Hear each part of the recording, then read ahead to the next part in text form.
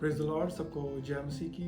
और प्रभु में मैं आपका भाई बलजीत सिंह आपका स्वागत करता हूँ। और आज के वचन में हम बात करने वाले हैं, हम सीधा वचन में चलेंगे। और वचन है कि जड़ को पकड़ के रखना, मजबूत रहना, रूटेड होना जगह में। और आज हम देखने वाले हैं कि कैसे हम रूटेड रह सकते हैं, कैसे हम जड़ पकड़े रह सकते हैं अपने जीवन में, स्पेशली क्रिश्चियन लाइफ में। और क्योंकि होता क्या है, बहुत सारे लोग जो हैं वो मसीह में चल रहे हैं, लेकिन उनकी जड़ जो है वो मजबूत नहीं है। वो हर एक हवा से, कह लो कि हर एक झोंके से इधर उधर हिल जाते हैं। और उसका कारण क्या है? आइए हम एक वचन देखेंगे कि परमेश्वर ने, यीशु मसीह ने बाइबल में एक बात की, एक घर की जो हवा के झोंकों के साथ गिर गया। आइए हम वचन को पढ़ेंगे, फिर हम आगे चलेंगे।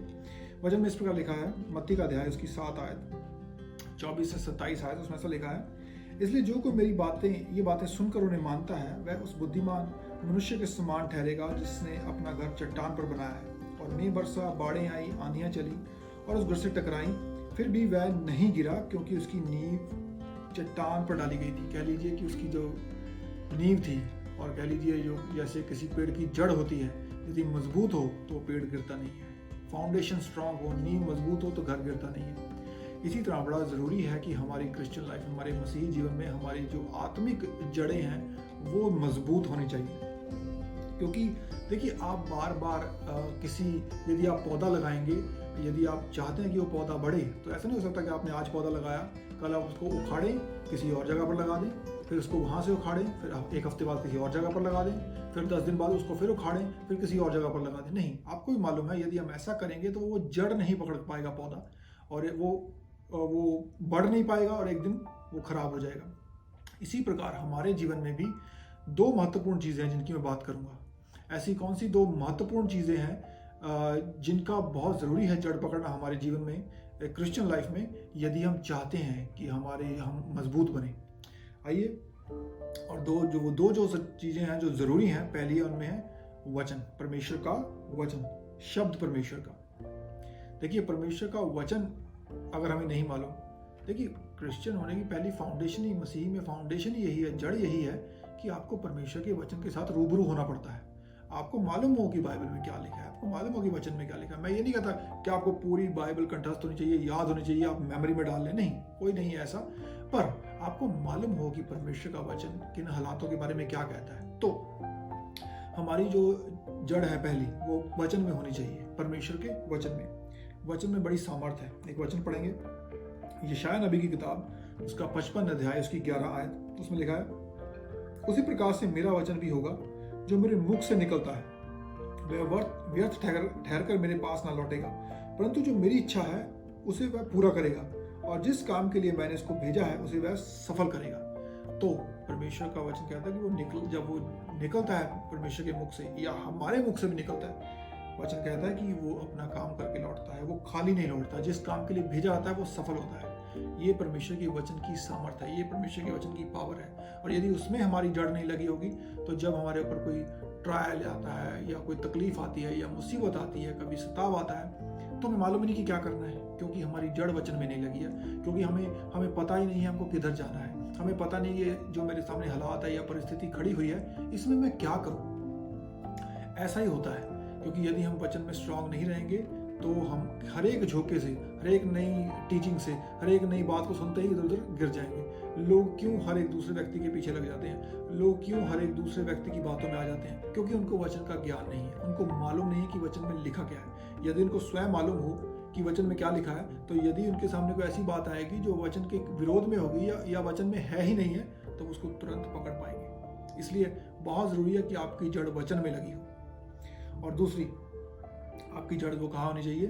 संगति में, फेलोशिप में, कह लीजिए कलीसिया में, चर्च में, आपकी लोकल कलीसिया, आपका लोकल चर्च।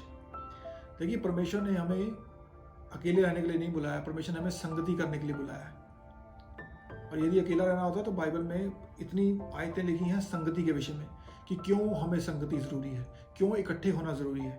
और उसमें मैं आपको एक बात बताना चाहता हूँ, किसी एक अच्छी कलीसिया से जहाँ भी आप जाते हैं, कोई भी हो, पर वो यदि परमेश्वर के वचन के ऊपर है, वचन के ऊपर, आधार के ऊपर खड़ी है कलीसिया, उससे जुड़ जाएं। बार बार, जैसे मैंने आपको पौधे का एग्जांपल दिया, एक जगह से उखड़ेंगे, दूसरी जगह जाएंगे, दूसरी जगह से उखड़ेंगे, तीसरी जगह जाएंगे, कहीं पर भी आपकी जड़ नहीं लगेगी।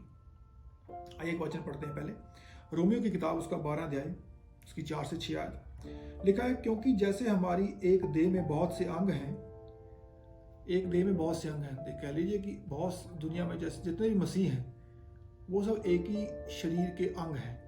तो अंग का मतलब क्या होता है, अंग का काम क्या होता है, अंग को इकट्ठे रहना है। मेरा हाथ मेरी देह से अलग नहीं है, मेरा पैर अलग नहीं है, हम इकट्ठे हैं। जैसे हमारी देह के बहुत से अंग हैं और सब अंगों का एक ही सा काम नहीं है, वैसे भी हम भी जो बहुत हैं, बहुत से जो हम विश्वासी हैं, मसीह में एक देह होकर आपस में एक दूसरे के अंग हैं। जबकि उस अनुग्रह के अनुसार जो हमें दिया गया है, हमें भिन्न भिन्न वरदान मिले हैं, भविष्यवाणियाँ लिखा है, आगे वरदानों के बारे में बात की गई है, लेकिन वो सब कहाँ रखे हैं, अंग में रखे हैं। तो यदि आप किसी अंग का हिस्सा ही नहीं होंगे तो आपको परमेश्वर की जो वरदान है, जो परमेश्वर की आशीषें हैं, उनसे आप वंचित रह जाएंगे, क्योंकि खुदा ने हमें फेलोशिप के लिए बनाया है। तो बहुत ज़रूरी है एक कलीसिया में, एक लोकल चर्च में जाके आपको संगति करनी है, क्योंकि यदि आप नहीं करेंगे तो आपकी जड़, जैसे मैंने पहले कहा, जड़ नहीं लगी रहेगी तो हर एक हवा का झोंका आएगा, आप उखड़ जाएंगे। और यदि आपकी एक लोकल चर्च, मैं लोकल चर्च क्यों बोल रहा हूँ बार बार, देखिए आप किसी जगह पे भी रहते हो, यदि आप कहीं सपोज किसी जगह पे रहते हैं तो आप जहाँ पे 5 या 10 घंटे दूर है, इतनी दूर जगह यदि कोई चर्च है, आप वहाँ नहीं जा सकते, भले आप उनको टीवी पे भी सुनते हो, कोई बुराई नहीं है, सुनिए, पर यदि वो आपके घर से 10 घंटे दूर है तो आप वहाँ नहीं जा पाएंगे। इसलिए आपको एक लोकल कलीसिया चाहिए जहाँ जो आपके घर की रीचेबिलिटी में हो, आप जा सकें। और घर की रीचेबिलिटी में अगर कोई अच्छा चर्च नहीं है और थोड़ा दूर है तो वहाँ जाएं, मैं तो बोलूँगा, और वहाँ जाएं जहाँ पे परमेश्वर के वचन का खराई से प्रचार हो, जहाँ जाने से आपकी ज़िंदगी में बदलाव आए, आपकी ज़िंदगी फलवंत हो, सूखी ना रहे। ऐसी कलीसिया के साथ जुड़ें और वहाँ पे जड़ लगाएं। यदि आपकी वचन में जड़ और कलीसिया में, फेलोशिप में, संगति में जड़ नहीं है तो आपके लिए, एक मसीह जीवन के लिए उससे बुरी कुछ नहीं बात हो सकती, क्योंकि जब जीवन के आंधी तूफान आएंगे आपको मालूम ही नहीं होगा कि मुझे जाना कहाँ है, आप कहाँ जाएंगे। इसलिए बहुत ज़रूरी है कि आपकी जो फेलोशिप है, आपकी जो संगति है, वो कलीसिया के साथ हो, लोकल कलीसिया के साथ हो, ऐसी जगह हो जहाँ पे परमेश्वर के वचन का खरा और सच्चा ज्ञान हो। और ऑनलाइन जब हम सुनते हैं वचन को, उसमें कोई बुराई नहीं है, सुनना चाहिए, पर ऑनलाइन जो हम वचन सुनते हैं वो हमारे लोकल कलीसिया की, लोकल चर्च की जगह नहीं ले सकता।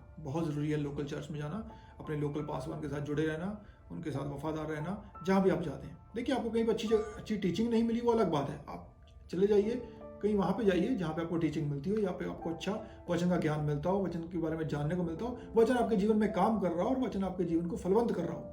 यदि आप रूखे सूखे हैं, ऐसी जगह जाने का कोई फ़ायदा नहीं है। So back to the point कि हमारी जड़ लगी होनी चाहिए 2 चीज़ों में। हमने 2 चीज़ें कवर की, कौन कौन सी? हमारी जड़ वचन में लगी होनी चाहिए, क्योंकि वचन में सामर्थ्य है, वचन बंधनों को तोड़ता है, वचन बीमारियों को तोड़ता है, वचन श्रापों को तोड़ता है। वचन में हमारी जड़ लगी होनी चाहिए, लोकल कलीसिया में फेलोशिप, संगति होनी चाहिए, ताकि हमें मालूम हो कि हमें यदि जब जीवन में कुछ प्रॉब्लम आए तो कहाँ जाना है, कहाँ है प्रार्थना वाले लोग, कहाँ है हमारा पासवान, कहाँ है हमारे संगी भाई बहन प्रार्थना करने वाले, तो आपको मालूम होना चाहिए। सो मैं विश्वास करता हूँ आपको इस छोटे से वचन से इनकरेजमेंट मिली होगी और आप वचन में और संगति में बढ़ेंगे, कम नहीं होंगे, मैं विश्वास करता हूँ। सो सबको गॉड ब्लेस यू, सबको परमेश्वर आशीष दे।